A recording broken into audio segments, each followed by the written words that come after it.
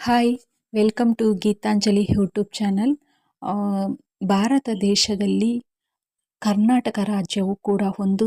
ಆ ಕರ್ನಾಟಕ ರಾಜ್ಯದಲ್ಲಿ ಬೆಂಗಳೂರು ಕೂಡ ಒಂದಾಗಿದೆ. ಬೆಂಗಳೂರನ್ನು ನಾವು ಕರ್ನಾಟಕದ ರಾಜಧಾನಿಯಾಗಿ ಮಾಡಿಕೊಂಡಿದ್ದೇವೆ. ಆ ಬೆಂಗಳೂರು ರಾಜಧಾನಿಯಾದಂತಹ ಬೆಂಗಳೂರನ್ನು ನಿರ್ಮಾಣ ಮಾಡಿದಂತಹ ಕೆಂಪೇಗೌಡರ ಬಗ್ಗೆ ನಾವು ಇವತ್ತು ತಿಳಿದುಕೊಳ್ಳೋಣ. ಇಲ್ಲಿ ಕೆಂಪೇಗೌಡರು ಬೆಂಗಳೂರನ್ನು ಯಾವ ರೀತಿ ನಿರ್ಮಾಣವನ್ನು ಮಾಡಿದ್ರು, ಯಾವ ಉದ್ದೇಶವನ್ನು ಇಟ್ಕೊಂಡು ಬೆಂಗಳೂರನ್ನು ನಿರ್ಮಾಣ ಮಾಡಿದ್ರು ಅನ್ನೋದನ್ನು ಈ ಒಂದು ವಿಡಿಯೋದಲ್ಲಿ ನಾವು ತಿಳಿದುಕೊಳ್ತಾ ಹೋಗೋಣ. ಅದಕ್ಕಿಂತ ಮುಂಚಿತವಾಗಿ ಮೊದಲ ಬಾರಿಗೆ ಗೀತಾಂಜಲಿ ಯೂಟ್ಯೂಬ್ ಚಾನಲನ್ನು ನೋಡ್ತಿದ್ರೆ ಸಬ್ಸ್ಕ್ರೈಬ್ ಮಾಡಿ, ಹಾಗೆ ಸಪೋರ್ಟ್ ಮಾಡ್ತೀರಿ ಅಂತ ಹೇಳ್ತಾ ಬನ್ನಿ. ಹಾಗಾದರೆ ಕೆಂಪೇಗೌಡರ ಬಗ್ಗೆ ನಾವು ಇವತ್ತು ತಿಳ್ಕೊಳ್ತಾ ಹೋಗೋಣ. ಕೆಂಪೇಗೌಡರು ತಂದೆ ಕೆಂಪನಂಜೇಗೌಡರು. ಇವರಿಗೆ 90ಕ್ಕೂ ಮೇಲ್ಪಟ್ಟು ವಯಸ್ಸಾಗಿರುತ್ತೆ. ವೃದ್ಧಾಪದಿಂದ ಬಳಲ್ತಿದ್ದಂತಹ ಕೆಂಪನಂಜೇಗೌಡರನ್ನು ಅವರು 90 ವರ್ಷ ವಯಸ್ಸಾಗಿದ್ದರಿಂದ ಅವ್ರಿಗೆ ಏನಾಗಿರುತ್ತೆ, ಇಹಲೋಕವನ್ನು ತೊರೆಯುತ್ತಾರೆ. ಕ್ರಿಸ್ತಶಕ 1513ರಲ್ಲಿ ಯಾರು ಕೆಂಪನಂಜೇಗೌಡರು ಮರಣವನ್ನು ಹೊಂತಾರೆ. ಇದಾದ ನಂತರ ತಂದೆಯ ಮರಣದ ನಂತರ ತಂದೆಯನ್ನು ಕಳೆದುಕೊಂಡಂತಹ ದುಃಖವನ್ನು ಬದಿಗಿಟ್ಟು ಕೆಂಪೇಗೌಡರು ನಾಡಿನ ರಕ್ಷಣೆಯತ್ತ ಗಮನವನ್ನು ಹರಿಸ್ತಾರೆ. ತಂದೆಯ ಉತ್ತರ ಕ್ರಿಯೆಗಳೆಲ್ಲ ಮುಗಿದ ಮೇಲೆ ಶುಭ ದಿನವೊಂದರಲ್ಲಿ ಕೆಂಪೇಗೌಡನಿಗೆ ರಾಜ್ಯಾಭಿಷೇಕವನ್ನು ನಡೆಯುತ್ತೆ. ಈ ಸುದ್ದಿ ವಿಜಯನಗರದ ಅರಸರಿಗೂ ಕೂಡ ಮುಟ್ಟುತ್ತೆ. ಇದಾದ ನಂತರ ಕೆಂಪೇಗೌಡನಿಗೆ ರಾಜ್ಯಾಭಿಷೇಕ ನಡೆದ ಸುದ್ದಿ ಕೇಳಿ ಹೊಟ್ಟೆ ಕಿಚ್ಚುಪಟ್ಟವರು ಹಲವರು ಇರುತ್ತಾರೆ.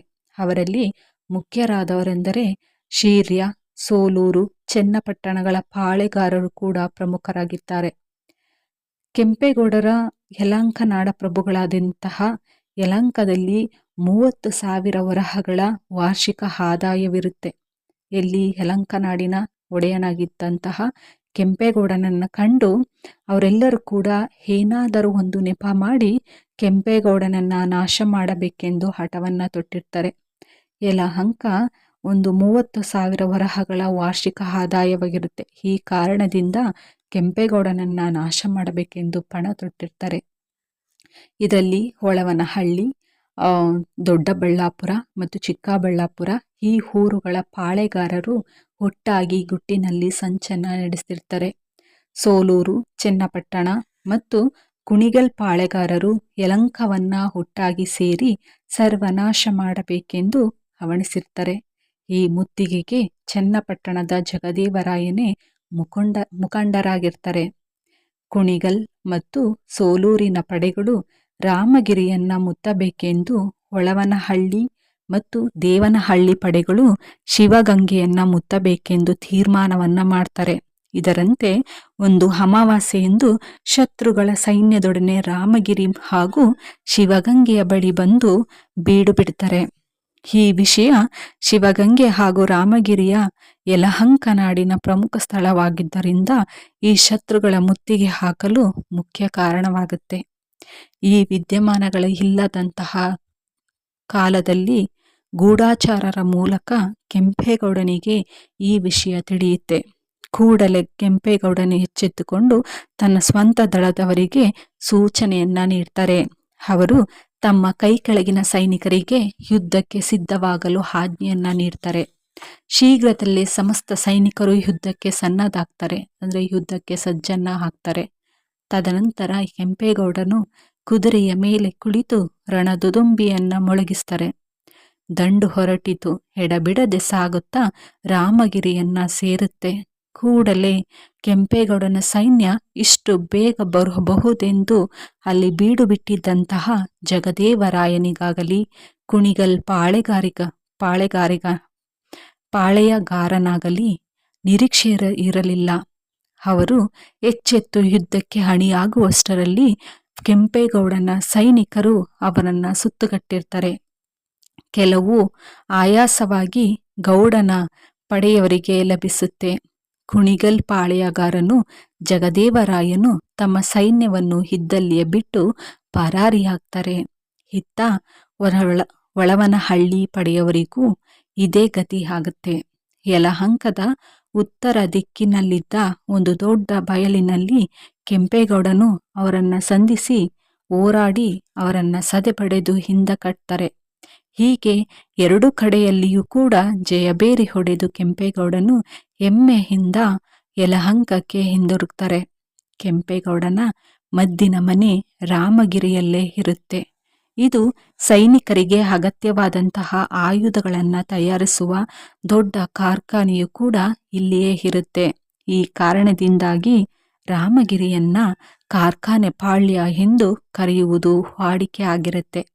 ಶತ್ರುಗಳ ಗಮನ ಈ ರಾಮಗಿರಿಯ ಮೇಲೆ ಇರುತ್ತಿದ್ದರಿಂದ ಕೆಂಪೇಗೌಡನು ಈ ರಾಮಗಿರಿಯ ರಕ್ಷಣೆಗಾಗಿ ಬಲವಾದ ಕೋಟೆಯನ್ನ ಕಟ್ಟಿಸ್ತಾರೆ. ಬೆಂಗಳೂರಿನ ಪಶ್ಚಿಮಕ್ಕೆ 37 ಮೈಲಿಗಳ ದೂರದಲ್ಲಿರುವ ಹುತ್ತರಿ ದುರ್ಗದಲ್ಲಿ ಕೆಂಪೇಗೌಡನು 7 ಸುತ್ತಿನ ಕೋಟೆಯನ್ನ ಕಟ್ಟಿಸ್ತಾರೆ. ಕೋಟೆಯೊಳಗಿದ್ದ ಊರಿನಲ್ಲಿ ವೀರಭದ್ರ, ಆದಿನಾರಾಯಣ ಮತ್ತು ಆಂಜನೇಯ ದೇವಸ್ಥಾನಗಳನ್ನು ಕಟ್ಟಿಸಿಕೊಡ್ತಾರೆ. ಹೀಗೆ ದುರ್ಗದ ಮೇಲಿದ್ದ ದೊಡ್ಡ ಬಂಡೆಯೊಂದರ ಮೇಲೆ ಯಲಹಂಕದ ನಾಡಿನ ಧ್ವಜ ಸದಾ ಕಾಲವೂ ಹಾರಾಡುವಂತೆ ಮಾಡ್ತಾರೆ. ಈ ಕಾರಣದಿಂದಾಗಿ ಈ ಬಂಡೆ ನಿಶಾನ ಬಂಡೆ ಎಂದು ಹೆಸರಾಗುತ್ತೆ.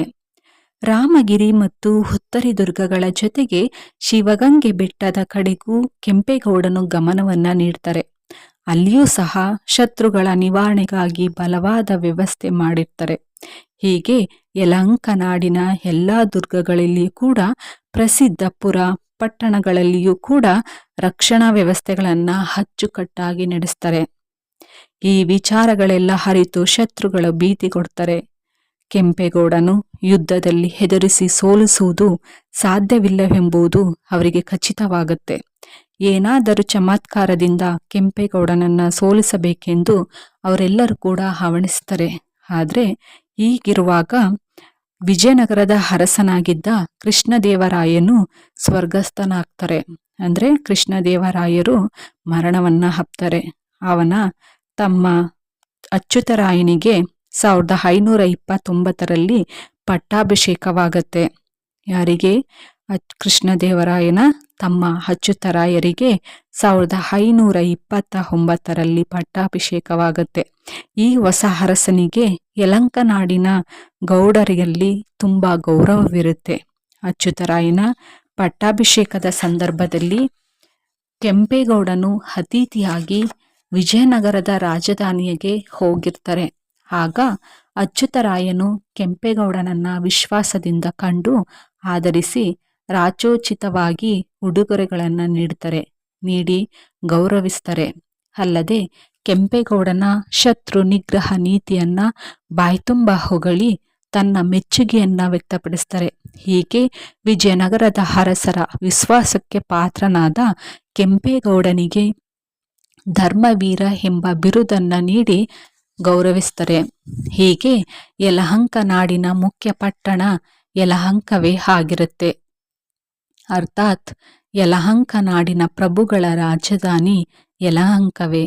ಜಯಗೌಡನು ಅವನ ಮಗ ಕೆಂಪನಂಜೇಗೌಡನು ಈ ಯಲಹಂಕದಲ್ಲಿಯೇ ಬಾಳಿ ಬದುಕಿ ತಮ್ಮ ಬದುಕನ್ನ ಸಾರ್ಥಕಪಡಿಸಿಕೊಂಡಿದ್ದರು ಎಂಬುದು ಕೆಂಪೇಗೌಡನು ಯಲಹಂಕದಿಂದಲೇ ರಾಜ್ಯಾಡಳಿತ ಸೂತ್ರಗಳನ್ನು ನಡೆಸುತ್ತಿದ್ದನು. ಒಂದು ದಿನ ಕೆಂಪೇಗೌಡನು ತನ್ನ ಕೆಲವು ಆಪ್ತ ಸೈನಿಕರೊಡನೆ ಯಲಹಂಕದಿಂದ ಹೊರಡ್ತಾರೆ. ಅಂದ್ರೆ ಇಲ್ಲಿ ಬೆಂಗಳೂರನ್ನ ನಿರ್ಮಾಣ ಮಾಡುವಂತಹ ಕಾರ್ಯ ಇಲ್ಲಿಂದ ಪ್ರಾರಂಭವಾಗುತ್ತೆ. ಯಾಕೆಂದ್ರೆ ಬೆಂಗಳೂರು ಯಲಹಂಕದಿಂದ ಹೊರಟಂತಹ ಕೆಂಪೇಗೌಡರು ತಮ್ಮ ಸೈನಿಕರೊಡನೆ ಹೊರಡ್ತಾರೆ. ಎಲ್ಲರೂ ಕೂಡ ಕುದುರೆಗಳ ಮೇಲೆ ಕುಳಿತು ದಕ್ಷಿಣ ದಿಕ್ಕಿನತ್ತ ಪ್ರಯಾಣ ಮಾಡುತ್ತಾ ಸುಮಾರು 10 ಮೈಲಿಗಳಷ್ಟು ದೂರ ಬರ್ತಾರೆ.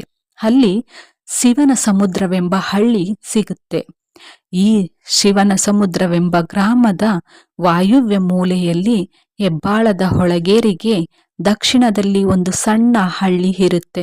ಅದೇ ಹಳೆ ಬೆಂಗಳೂರು ಗ್ರಾಮ. ಕೆಂಪೇಗೌಡನು ಈ ಗ್ರಾಮದ ಬಳಿ ಕುದುರೆಯಂದಿಳಿದು ಸುತ್ತಮುತ್ತ ಸ್ವಲ್ಪ ಹೊತ್ತು ವೀಕ್ಷಿಸ್ತಾರೆ. ಆ ಪ್ರದೇಶದ ವಾತಾವರಣ ಅವನಿಗೆ ಹಿಡಿಸಲಾರದಷ್ಟು ಇನ್ನು ಮುಂದೆ ನೋಡೋಣ ಎಂದುಕೊಂಡು ಪುನಃ ಕುದುರೆಯ ಮೇಲೆ ಕುಳಿತು ಅಲ್ಲಿಂದ ಮುಂದಕ್ಕೆ ಹೊರಡ್ತಾರೆ. 1-2 ಮೈಲಿಯಷ್ಟು ದೂರ ಪ್ರಯಾಣ ಮಾಡಿದ ಮೇಲೆ ಒಂದು ದಿಣ್ಣೆಯ ಪ್ರದೇಶ ಸಿಗುತ್ತೆ. ಈ ದಿಣ್ಣೆಯ ಪ್ರದೇಶವೇ ಈಗ ವೈಯಾಳಿ ಕಾವಲ್ ವಿಸ್ತಾರಣವಾಗಿದೆ. ಕೆಂಪೇಗೌಡನು ಅವನ ಸಂಗಡಿಗರು ಮತ್ತು ಮುಂದೆ ಹೋಗ್ತಾರೆ. ಅಲ್ಲಿ ಒಂದು ದೊಡ್ಡ ಬಯಲು ಪ್ರದೇಶ ಕಾಣಿಸುತ್ತೆ. ಇದು ಕಣ್ಣಿಗೆ ಬಿದ್ದೊಡನೆ ಕೆಂಪೇಗೌಡನಿಗೆ ಹೊಸ ಊರು ಕಟ್ಟಬೇಕೆಂಬ ಆಲೋಚನೆ ಮೂಡುತ್ತೆ. ಈ ಒಂದು ವಿಷಯವನ್ನ ಡಿ.ಎಸ್.ಕೆ. ನರಸಿಂಹಯ್ಯನವರು ಸಹ ಈ ಅಂಶವನ್ನ ಸಮರ್ಥಿಸಿ ತಮ್ಮ ಇಂಗ್ಲಿಷ್ ಗ್ರಂಥದಲ್ಲಿ ಬರೆದಿರುವಂಥದ್ದನ್ನ ನಾವು ನೋಡಬಹುದು. ಹೀಗೆ ಈ ಬಯಲು ಪ್ರದೇಶದಲ್ಲಿ ಹೊಸ ಊರನ್ನ ಕಟ್ಟಿ ಅದನ್ನೇ ರಾಜಧಾನಿಯಾಗಿ ಮಾಡಿಕೊಳ್ಳಬೇಕೆಂಬುದು ಕೆಂಪೇಗೌಡರ ನಿರ್ಧಾರವಾಗುತ್ತೆ. ಎಲ್ಲರೂ ಕೂಡ ಸಂತೋಷದಿಂದ ಯಲಹಂಕಕ್ಕೆ ಹಿಂದಿರುಗ್ತಾರೆ. ಕೆಂಪೇಗೌಡರು ಆ ಜಾಗವನ್ನ ಪರಿಶೀಲನೆ ಮಾಡಿ ಆ ಜಾಗದಲ್ಲಿ ಒಂದು ಊರನ್ನ ಕಟ್ಟಿ ಆ ಊರನ್ನ ರಾಜಧಾನಿಯಾಗಿ ಮಾಡಿಕೊಳ್ಳುವ ಒಂದು ಆಸೆಯನ್ನ ಇಟ್ಟುಕೊಳ್ತಾರೆ.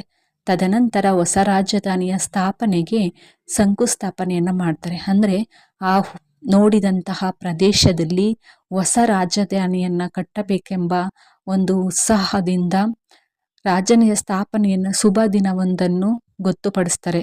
ಅದು ಕ್ರಿಸ್ತಶಕ 1537ರಲ್ಲಿ ಗೊತ್ತುಪಡಿಸಲಾಗುತ್ತೆ. ಅಂದು ಬೆಳಿಗ್ಗೆ ಕೆಂಪೇಗೌಡನು ತನ್ನ ಬಂಧು ಬಾಂಧವರೊಂದಿಗೆ ಗೊತ್ತುಪಡಿಸಿದ ಸ್ಥಳಕ್ಕೆ ಎಲ್ಲರೂ ಕೂಡ ಸೇರ್ತಾರೆ.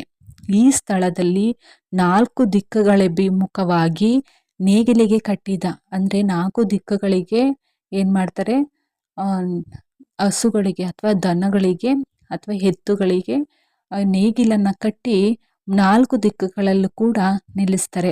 ನಿಂತಹ ಸಂದರ್ಭದಲ್ಲಿ ಎತ್ತುಗಳು ಸಿದ್ಧವಾಗಿ ನಿಂತಿರುತ್ತವೆ. ಈಗ ಚಿಕ್ಕಪೇಟೆ ಚೌಕ ಇರುವಂತಹ ಸ್ಥಳದಲ್ಲಿ ಆ ಒಂದು ಕಾರ್ಯವನ್ನ ಶುರು ಮಾಡ್ತಾರೆ. ನಗರ ಸ್ಥಾಪನೆಯ ಕಲಾಪಗಳು ಮುಗಿದ ಬಳಿಕ ಪುರೋಹಿತರ ಆಜ್ಞೆಯಂತೆ ಎತ್ತುಗಳನ್ನ 4 ದಿಕ್ಕುಗಳಿಗೆ ಹಾರು ಹೊಡೆಯಲಾಗುತ್ತೆ. ಅಂದ್ರೆ ಆ ಎತ್ತುಗಳನ್ನು ಕೂಡ 4 ದಿಕ್ಕುಗಳ ಪೂರ್ವಾಭಿಮುಖವಾಗಿ ನಿಲ್ಲಿಸಿ ಆ ಎತ್ತುಗಳು ಎಲ್ಲಿ ತನಕ ಹೋಗುತ್ತೋ ಅಲ್ಲಿ ತನಕನೂ ಕೂಡ ರಾಜ್ಯವನ್ನ ವಿಸ್ತಾರವನ್ನ ಮಾಡುವಂತಹ ಕೆಲಸವನ್ನ ಮಾಡ್ತಾರೆ. ಯಾವಾಗ ಎತ್ತುಗಳು ಅಲ್ಲಿಗೆ ಸ್ಟಾಪ್ ಮಾಡುತ್ತೋ ಅಲ್ಲಿಗೆ ಅವರು ನಿಲ್ಲಿಸ್ತಾರೆ. ಕಟ್ಟಿದ ಎತ್ತುಗಳು ಏನ್ ಮಾಡುತ್ತೆ, 4 ದಿಕ್ಕುಗಳ ಕಡೆ ಹೋಗುತ್ತೆ. ಪೂರ್ವ ದಿಕ್ಕಿನಲ್ಲಿ ಹಲಸೂರು ಬಾಗಿಲಿನವರೆಗೆ ಒಂದು ಎತ್ತು ಹೋಗುತ್ತೆ. ಪಶ್ಚಿಮಕ್ಕೆ ಸೊಂಡಕೊಪ್ಪ ಬಾಗಿಲಿನವರೆಗೆ, ಅಂದ್ರೆ ಈಗಿನ ಹರಳೆಪೇಟೆ ಅಂಚಿನವರೆಗೆ ಕೂಡ ಒಂದು ಎತ್ತು ಹೋಗಿ ನಿಲ್ಲುತ್ತೆ. ಹಾಗೆ ಉತ್ತರಕ್ಕೆ ಯಲಹಂಕ ಬಾಗಿಲಿನವರೆಗೆ, ಇಂದು ಮೈಸೂರು ಬ್ಯಾಂಕ್ ಕಟ್ಟಡ ಇರುವಂತಹ ಸ್ಥಳದವರೆಗೆ, ಹಾಗೆ ದಕ್ಷಿಣಕ್ಕೆ ಕೋಟೆ ಬಾಗಿಲಿನವರೆಗೆ, ಇಂದಿನ ಸಂಜಯ್ ಟಾಕೀಸ್ ಇರುವಂತಹ ಸ್ಥಳದವರೆಗೆ. ಹೀಗೆ ನೇಗಿಲಿನ ಗೆರೆಗಳು ಬಿದ್ದಿರ್ತವೆ.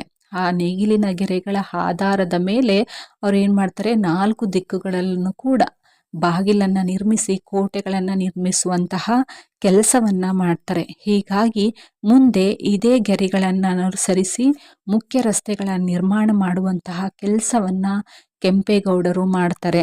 ಹೀಗೆ ಹೊಸ ರಾಜಧಾನಿಯ ನಿರ್ಮಾಣಕ್ಕೆ ವಿಜಯನಗರದ ಅರಸರ ಅನುಮತಿ ಅವಶ್ಯಕವಾಗಿರುತ್ತೆ. ಇದರಿಂದ ಕೆಂಪೇಗೌಡನು ತಡೆ ಮಾಡದೆ ನಂಬಿಕೆಯ ನೌಕರರನ್ನ ಕೆಲಸಕ್ಕೆ ನೇಮಿಸಿ ವಿಜಯನಗರದ ರಾಜಧಾನಿಗೆ ಕಳುಹಿಸಿ ಅರಸರಿಂದ ಅನುಮತಿಯನ್ನ ತರಿಸಿಕೊಳ್ತಾರೆ. ಹೀಗಾಗಿ ಹೊಸ ಪಟ್ಟಣಕ್ಕೆ ಏನು ಹೆಸರಿಡಬೇಕು ಎಂಬುದನ್ನು ಕೂಡ ಚರ್ಚೆಯನ್ನ ಮಾಡುವಂತಹ ಸಂದರ್ಭದಲ್ಲಿ ಒಂದು ಸಮಸ್ಯೆ ಉದ್ಭವಿಸುತ್ತೆ. ಕೆಂಪೇಗೌಡನ ತಾಯಿ ಹಾಗೂ ಪತ್ನಿಯ ತವರೂರಾದಂತಹ ಹಳೆಯ ಬೆಂಗಳೂರೇ ಆಗಿರುತ್ತೆ. ಈ ಕಾರಣದಿಂದಾಗಿ, ಈ ಅಭಿಮಾನದಿಂದಾಗಿ ಹೊಸ ಊರಿಗೆ ಕೆಂಪೇಗೌಡರು ಈ ಹೆಸರನ್ನೇ ಇಡಬೇಕೆಂದು ನಿರ್ಧಾರವನ್ನ ಮಾಡ್ತಾರೆ. ಇದಕ್ಕೆ ಎಲ್ಲರ ಅನುಮೋದನೆಯೂ ಕೂಡ ದೊರಕುತ್ತೆ.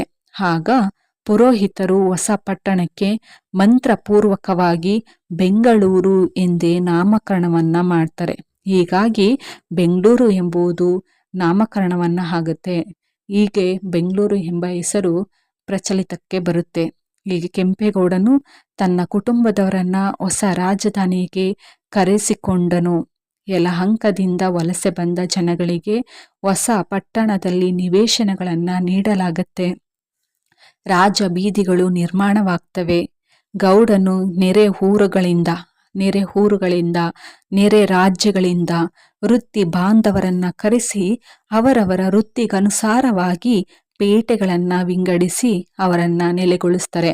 ಹೀಗಾಗಿ ಈ ರೀತಿ ಪಟ್ಟಣದ ನಿರ್ಮಾಣವು ಪ್ರಾರಂಭವಾಗುತ್ತೆ. ಆ ಪಟ್ಟಣಗಳನ್ನು ನಿರ್ಮಾಣ ಮಾಡಿದಂತಹ ರೀತಿ ಯಾವ ರೀತಿ ಇದೆ ಅನ್ನೋದನ್ನು ನಾವು ತಿಳಿದುಕೊಳ್ತಾ ಹೋಗೋಣ. ಸೀರೆ ಬಟ್ಟೆ ಮೊದಲಾದವುದನ್ನು ನೇಯುವವರಿಗೆ ಅಥವಾ ಮಗ್ಗದವರಿಗೆ ಹರಳೆಪೇಟೆಯನ್ನು ನಿರ್ಮಾಣವನ್ನು ಮಾಡುವಂಥದ್ದು. ಮಂಗಳ ದ್ರವ್ಯಗಳಾದಂತಹ ಅರಿಶಿನ, ಕುಂಕುಮ, ಹೂವು, ಬಳೆ ಇತ್ಯಾದಿ ವಸ್ತುಗಳಿಗಾಗಿ ಬಳೆಪೇಟೆಯನ್ನು ನೇಮಕವನ್ನು ಮಾಡ್ತಾರೆ. ಹಾಗೆ ಸಗಟು ವ್ಯಾಪಾರಿಗಳಿಗೆ ದೊಡ್ಡಪೇಟೆ ಎಂಬ ಹೆಸರನ್ನು ಇಡ್ತಾರೆ. ಹಾಗೆ ಚಿಲ್ಲರೆ ಮಾರಾಟಗಾರರಿಗೆ ಚಿಕ್ಕಪೇಟೆ ಎಂಬ ಹೆಸರನ್ನು ಇಡ್ತಾರೆ.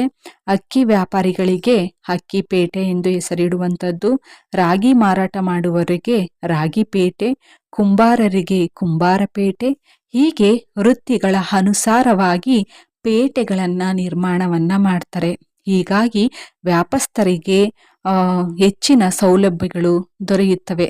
ಹೀಗೆ ಆರಂಭವಾದಂತಹ ಬೆಂಗಳೂರು ಕ್ಷಿಪ್ರದಲ್ಲಿ ಒಂದು ದೊಡ್ಡ ವ್ಯಾಪಾರ ಕೇಂದ್ರವಾಯಿತು ಎಂಬುದು ನಾವು ತಿಳಿಯಬೇಕಾಗಿದೆ. ಹೀಗೆ ಪೇಟೆಗಳ ನಿರ್ಮಾಣವಾದ ಮೇಲೆ ಊರಿನ ರಕ್ಷಣೆಯ ಕಡೆ ಗೌಡನ ಗಮನ ಹರಿಸುತ್ತೆ. ಈ ಒಂದು ನಾವು ನೋಡೋದಾದರೆ ಬೆಂಗಳೂರು ಅನ್ನೋದು ಕೆಂಪೇಗೌಡರು ಯಾವ ರೀತಿ ನಿರ್ಮಾಣವನ್ನು ಮಾಡಿದ್ರು, ಹಾಗೆ ವ್ಯಕ್ತಿಗಳ ವೃತ್ತಿಗಳಿಗೆ ಅನುಸಾರವಾಗಿ ಪೇಟೆಗಳನ್ನು ನಿರ್ಮಾಣ ಮಾಡುವಂತಹ ಕೆಲಸವನ್ನು ಕೂಡ ಕೆಂಪೇಗೌಡರು ಮಾಡ್ತಾರೆ. ಹೀಗಾಗಿ ಬೆಂಗಳೂರು ಕರ್ನಾಟಕದ ರಾಜಧಾನಿಯಾಗಿ ಇಡೀ ನಮ್ಮ ದೇಶದಲ್ಲೇ ಒಂದು